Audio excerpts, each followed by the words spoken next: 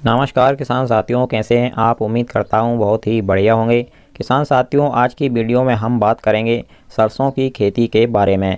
सरसों की खेती करने का समय नज़दीक आता जा रहा है और ऐसे में हमारे किसान भाइयों को पहले से ही सही जानकारी मिलना बहुत ही ज़रूरी होता है अच्छा उत्पादन लेने के लिए। आज की वीडियो में हम जानेंगे सरसों की खेती करने का सही समय कौन सा होता है, सरसों की बुवाई हमें कब से कब तक बुवाई करनी चाहिए और कौन से बीज का चुनाव करना चाहिए, क्या हम घर का बीज भी बो सकते हैं, बीज उपचार करना चाहिए या नहीं, 2023 में हमें कौन सी वैरायटियों का चुनाव करना चाहिए और भी सरसों की खेती के बारे में हम पूरी जानकारी अच्छी तरीके से इस वीडियो में आपको बताएंगे। उससे पहले हमारा आपसे बस एक ही निवेदन है, जिन किसान साथियों ने अभी तक हमारे चैनल को सब्सक्राइब नहीं किया हुआ है वह सभी चैनल को सब्सक्राइब कर लें, वीडियो को लाइक कर दें और ज़्यादा से ज़्यादा हमारे सभी किसान दोस्तों के साथ इस वीडियो को शेयर भी करें। सबसे पहले शुरुआत करते हैं किसान साथियों बीज के चयन से।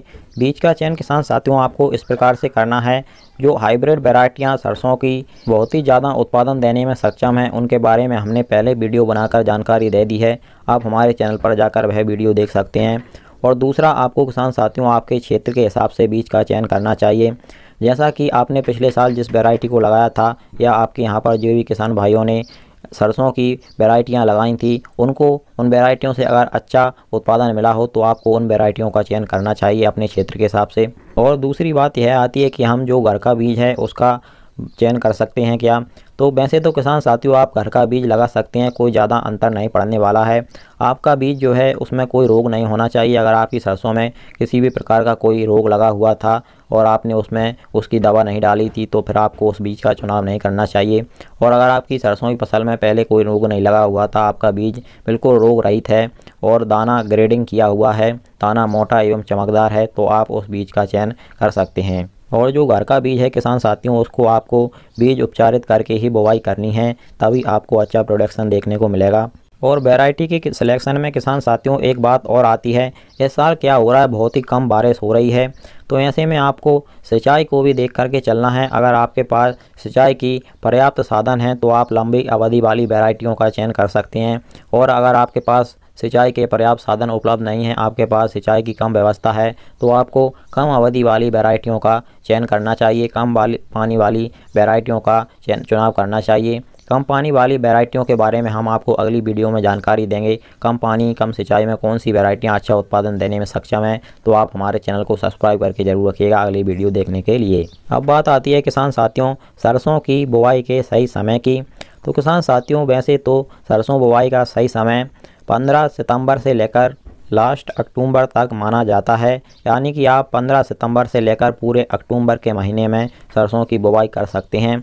ऐसे में आपको ध्यान यह रखना है, अगर आप अगेती सरसों की वैरायटियां लगा रहे हैं तो आपको 15 सितंबर से लेकर पूरे सितंबर के महीना एवं प्रथम अक्टूबर का जो सप्ताह होता है उसमें आपको अगेती सरसों की बुवाई कर देनी चाहिए। और किसान साथियों इसके अलावा आपको अपनी फसल पर भी ध्यान देना चाहिए। आपने जो भी खरीफ फसल लगाई है, जब आपकी फसल पूरी तरीके से पक कर के तैयार हो जाए, आपके खेत खाली हो जाएं, तब तक आप सरसों की बुवाई कर सकती हैं, कोई दिक्कत वाली बात नहीं है। उत्पादन पर इस पर थोड़ा बहुत फर्क पड़ सकता है। और किसान साथियों बुवाई के समय में आपको एक बात और ध्यान में ज़रूर रखनी है, जब भी आपके क्षेत्र में तापमान ज़्यादा हो तो आपको सरसों की बुवाई बिल्कुल नहीं करनी है, क्योंकि ज़्यादा तापमान में सरसों के बीज पूरी तरीके से सही तरीके से अंकुरित नहीं हो पाएंगे। तो आपको जब भी 30 डिग्री से कम तापमान आपके क्षेत्र का हो तभी आपको सरसों की बुवाई करनी है। अब बात आती है किसान साथियों की सरसों की बुवाई हमें सूखे में करनी चाहिए या पलेवा करके। तो किसान साथियों आपको सरसों की बुवाई हमेशा ही पलेवा करके करनी चाहिए।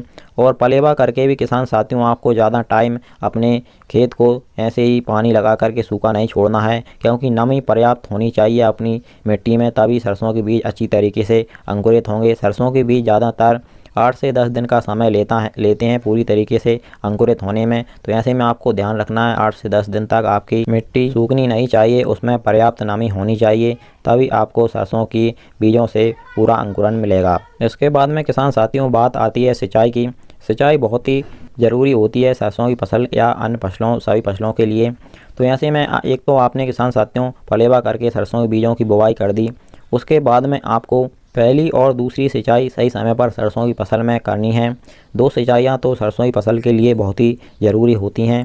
पहली सिंचाई आपको 25 से 30 दिन के बीच में कर देनी चाहिए और दूसरी सिंचाई आपको जब आपकी सरसों की फसल में पूरी तरीके से फूल निकल आए और उसमें दाना भराव का समय चल रहा हो तो उस समय पर आपको दूसरी सिंचाई करनी चाहिए। सरसों की फसल में सिंचाई करने के बहुत सारे पॉइंट होते हैं किसान साथियों। बहुत सारी अलग अलग मिट्टियों के हिसाब से, अलग अलग जगह के हिसाब से, अलग अलग समय के हिसाब से सरसों की फसल में या किसी भी अन्य फसल में सिंचाई की जाती है। तो सरसों की फसल में सिंचाई के बारे में एक हम पूरी वीडियो बनाएंगे, उसको आपको देखकर ही सरसों की फसल में सिंचाई करनी है। इसके लिए आप हमारे चैनल को सब्सक्राइब करके जरूर रखिएगा। इसके बाद में किसान साथियों हमारा अगला पॉइंट आता है सरसों की फसल के लिए खेत की तैयारी और उसमें खाद प्रबंधन का।